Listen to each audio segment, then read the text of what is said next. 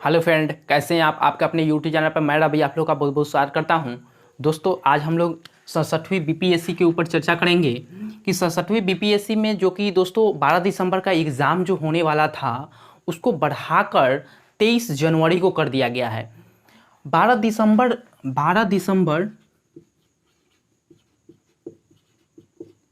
दिसंबर को नहीं होकर यह 23 जनवरी 2022 में होगा कि यह 23 जनवरी की एग्ज़ाम आपका होगा ही होगा। तो आपके पास एक अपॉर्चुनिटी मिला है, 1 महीना इंक्रीज हुआ है। तो आप लोग भली भांति जानते हैं कि बीपीएससी द्वारा यह 1 महीना का अपॉर्चुनिटी जो आपके पास मिला है वह आप ज़रूर इसमें लाभ उठाएं। अब आते हैं कि बीपीएससी में प्रीलिम्स का तैयारी कैसे करें। तो बीपीएससी में आप लोग जानते हैं कि बीपीएससी मुख्यतः 3 चरण एग्ज़ाम लेते हैं, ये सब अभी आप लोग जानते हैं। तो आइए हम लोग सबसे पहले देखते हैं कि पीटी यानी प्रीलिम्स एग्ज़ाम। प्रीलिम्स एग्ज़ाम में आप लोग जानते हैं कि यह क्वालिफाई होता है और 2 घंटे यानी 2 आवर का एग्ज़ाम होता है और कुल क्वेश्चन रहते हैं 150। कुल क्वेश्चन 150 रहेंगे और ईच क्वेश्चन 1-1 नंबर के पूछे जाते हैं। और इसमें दोस्तों हम बात करें कि इसमें ऑप्शन ई तक रहता है और ऑप्शन ई इनमें से एक और इनमें से अधिक रहता है। तो इनमें से अधिक रहता है तो आपको जो कि श्योर नॉलेज होना चाहिए।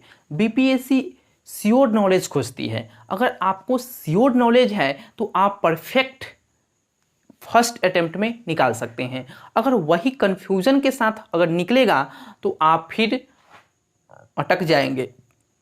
लेकिन परफेक्ट नॉलेज कैसे होगा? तो आप एक किताब को 10 बार पढ़ें, न कि 10 किताब को एक बार पढ़ें। उसके बाद टेस्ट सीरीज ज्वाइन करें और रिवीजन पर बेसी फोकस करें। अब बात करते हैं कि जो 150 एग्ज़ाम होता है उसमें से कट ऑफ जो कि 66वीं बीपीएससी में आप लोग जानते हैं कि 108 कट ऑफ गया है। तो इस बार भी हम नहीं कह सकते हैं कितना कट ऑफ जाएगा, वो आयोग पर डिपेंड करता है कि कितना कट ऑफ जाएगा। लेकिन आप लोग का टारगेट दोस्तों होना चाहिए 115 प्लस का टारगेट लेके चलिए। 115 प्लस का टारगेट लेके चलिए, क्योंकि सिलेबस की बात करें तो आप 3 से 4 सिलेबस पर कमांड कीजिए। सबसे पहला हिस्ट्री, उसके बाद करेंट अफेयर। यही 2 सिलेबस से आपके एग्ज़ाम में क्वेश्चन दोस्तों उठ जाते हैं। 80 नंबर के क्वेश्चन यही 2 से रहते हैं, यही 2 कवर करता है 80 नंबर आपको। अब आते हैं साइंस का वेटेज भी दोस्तों कम नहीं है, साइंस का वेटेज भी अधिक है। अब मान के चलिए साइंस से अगर हम ले लेते हैं 20 ही क्वेश्चन मान के चलिए ले लेते हैं, लेकिन 25 क्वेश्चन पूछे जाते हैं तो 20 ही ले लीजिए तो 80 और 20 कितना हुआ? 100 हुआ, यानी 100 क्वेश्चन। करेंट अफेयर, हिस्ट्री और साइंस कुल मिलाकर 100 क्वेश्चन यह तीनों से आ रहा है। अब आते हैं बिहार स्पेशल में 15 से 20 क्वेश्चन बिहार स्पेशल से आपसे पूछे जाएंगे तो 120 क्वेश्चन हुआ। तो यह 4 सब्जेक्ट से 120 नंबर के क्वेश्चन पूछे जा रहे हैं। अगर यह 4 सब्जेक्ट पर बेसी अगर पकड़ बना लिया जाए, मजबूत पकड़ बना लिया जाए तो आपका एग्ज़ाम कौन रोक सकता है? ऐसा नहीं है कि और सब्जेक्ट में आप नहीं मार सकते हैं, लेकिन यह 4 सब्जेक्ट को अपने मुट्ठी में बंद कर लिया जाए तो कौन रोक सकता है? कोई नहीं रोक सकता है। तो आप लोग जो समय मिला है उसका सदुपयोग करें। अगर सदुपयोग नहीं करेंगे तो आप लोग बिखर जाएंगे। लेकिन आप लोगों का मन दोस्तों, अब हम लोग बात करते हैं कि कुल पद दोस्तों कितने हैं? 723 है। इससे पहले 523 के अप्रॉक्स में पद आए थे। इससे पहले 523 के पद में अप्रॉक्स आए थे, जो कि बढ़ाकर 723 कर दिया गया है पद। ठीक है, बहुत सारे जो कि इसमें पद जुटे हैं तो 723 हुआ है। तो 723 दोस्तों पद कम नहीं कह सकते हैं। जो कि इधर देखेंगे तो आपका सीडीपीओ का एग्ज़ाम होने वाला है, उसके बाद 67वीं बीपीएससी, तो दो अपॉर्चुनिटी आपके पास है। और बीपीएससी जो कि दिन पर दिन अप टू डेट होते जा रही है और सीरियल वे में एग्ज़ाम लेते जा रही है। तो आप लोग बिल्कुल घबराए नहीं और पॉजिटिव एनर्जी पॉजिटिव सोच के साथ आगे निकलिए, आपका ज़रूर सिलेक्शन होगा। दोस्तों का हो रहा है, आपका भी होगा। अब आते हैं, देखते हैं कि बीपीएससी एग्ज़ाम में जो दोस्त की संख्या होगा, स्टूडेंट की संख्या होगा, यह 5 से 6 लाख एपियर इसमें फॉर्म डालेंगे। और एपियर की बात करें तो 3 से 4 ही लाख स्टूडेंट एपियर होते हैं इस एग्ज़ाम में। तो 3 से 4 लाख दोस्तों कम नहीं होते।